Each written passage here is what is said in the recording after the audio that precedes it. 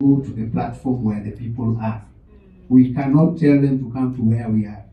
Even when Moses was called by God, he was told to go to a certain mountain. The mountain did not refuse to go to where Moses was. So what did Moses do? We are Moses in this respect. We cannot accept Gen Z and the youth to come to our old non-functional systems. They used to work very well, Kamawe, those days. But those days are gone. So they no longer work. So we need to go to the platforms where the young people are and provide the necessary information. And my request I mentioned earlier is that we need to make this one regular. We cannot be firefighting when an issue comes. We need to make it regular. I don't know whether it's a podcast, whether it's a live chat or something like that, but we can make them regular. So that even among young people, when they argue, they say, okay, let's wait for the next podcast and ask these questions. And then the experts will provide us with facts rather than people pretending to know things when they do not know. But we also need, in the meantime, Pauline, we need to be able to create a fact sheet about vaccines and simple truths in a language that, simple language, no jargon, that everyone out there who is able to read in English can be able to understand. There will always be naysayers, so we cannot convert 100%, but we want the people to have correct information so that they can make informed decisions. There will still be naysayers. There will still be people who believe in extremes. That's not our concern for now. Our concern is the majority. Because even when immunity comes in, you just need to vaccinate about 70% to 80%, and the community will be protected by a feature we call herd immunity. That most people, if they are immunized, the disease will not be able to jump from one person to the other. Because by the time it's trying to go through Kamau, who is not vaccinated, it passes a barrier that's called Nelson, who is already vaccinated, and stalls there. And therefore, the rest of the community, those naysayers may be left out and protected by that fact. So we just need to get to about 75 to 80, and as a society, we are safe. So I don't know what about time. Department on port and surveillance, and I saw photos of them sensitizing people on Mpox. I'm not sure whether young people are involved, but that is an entry point so that young people ask questions, whether that information is young people friendly, and also reaching them. But the point I wanted to emphasize, the reason why we mentioned Ministry of Health and WHO, those are the people to give you accurate information when it comes to any pandemic or any disease. So it is their responsibility. Any other person can come up with misinformation and rumors. And we can give 3 examples. One, there was a time, and that was like 6 years ago, when these vaccines for girls came in and people insisted it was meant for something else, and sterilizing the young girls. And many people stay away from it.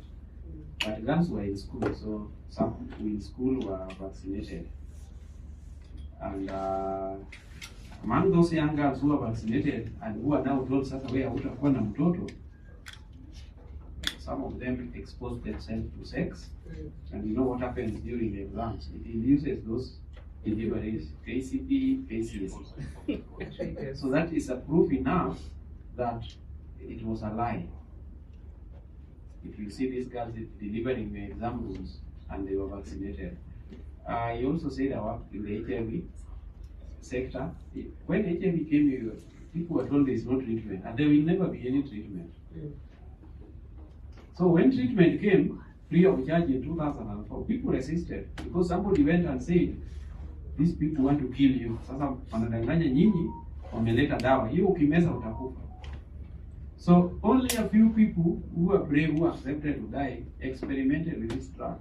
Today we have in Kenya the first woman in Tharaka Nithi who went to take ARVs.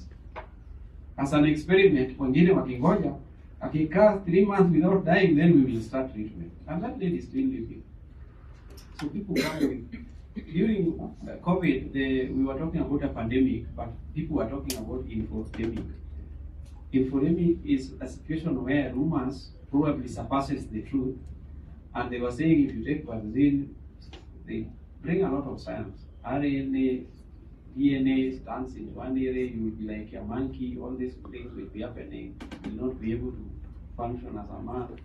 And of course, people took vaccines, and they said within 1 year you shall have turned into a monkey. And some of these languages were coming from high-level scientists, and they were saying you cannot work on a vaccine within 1 year.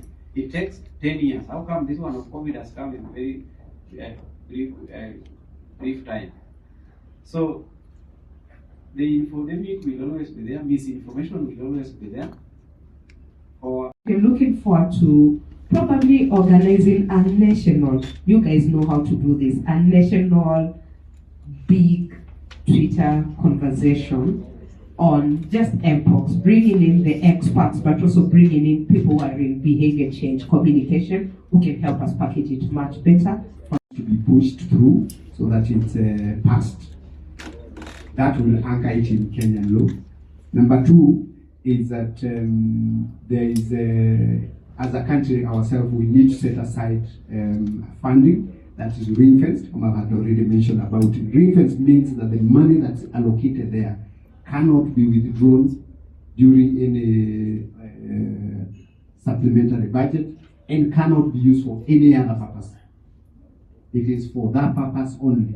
If that purpose does not materialize, we do not have a pandemic to deal with, the money remains and moves on to the next financial year. And the next financial year, if you put additional money, the kit continues to grow. We all know that you cannot be over-prepared for a pandemic. So that's why Kama was insisting on pandemic, on ring-fencing. The additional thing I'd like to throw in is that under social health insurance fund, as X amount of money, like I had mentioned, needs to be dedicated to go into that pandemic preparedness kit. So that every year as we contribute, we also know that we are contributing and preparing ourselves for any eventuality. This will make sure that our domestic kit continues to grow and gives us capacity to respond. Why vaccines come to us late is that we wait to be given for free. We do not have our own money to go to the market and say, okay, you're giving it for $100 each. No, I want to buy X amount and I want to buy for 50. We start negotiating from a point where we have money in our hands. When we go there, we want a vaccine and we have nothing. The other thing is that in addition to this, globally, we now need to be able to negotiate strongly and say, we'll be putting X amount of money for our preparedness. We want that the international community also commits, maybe matches what we already are doing, so that we as a region and as a country, we are prepared and able to deal with this matter. We are also contributing to the global health security. So I think besides looking at the international one, we also need to start doing things at home. And it's possible because from general taxes, the government can put X amount of money for this, and from social health insurance, they can put a certain factor, maybe like a 5% to go into this kitty, so that the country, our ability to respond. Recently, I think we went through an evaluation and yet to see how we scored, because the Global South we usually score very poorly. Not just poor, very poorly, because we don't have labs that are meet that ratio, we have no people trained, and we have no funds ready to respond. We have no vaccine stockpile, so we usually score very poorly. So I think this can get us on our way on the journey to strengthen our ability. Because for sure, like Bill Gates keeps saying, is that I don't know what pandemic is coming, but it's around the corner. None of us know what pandemic is coming, but we know it will come. We know that it's coming because of the global mix-up and our interaction with the world animal. Please notice a draft in 2022. To date, it has not seen anything. So yes, what can you do? We need to push for that draft regulation to go through so that it is actualized. And it is until it's actualized that we will be able to ask for monies to be allocated, and they are there permanently. Like I told you, yes, we had 1.6 billion in the very beginning, but lo and behold, when we started doing budget adjustments, the money went. And that was why in the last floods, we didn't have any money yet, it had been allocated. So one of the things that we actually need to do is make sure that this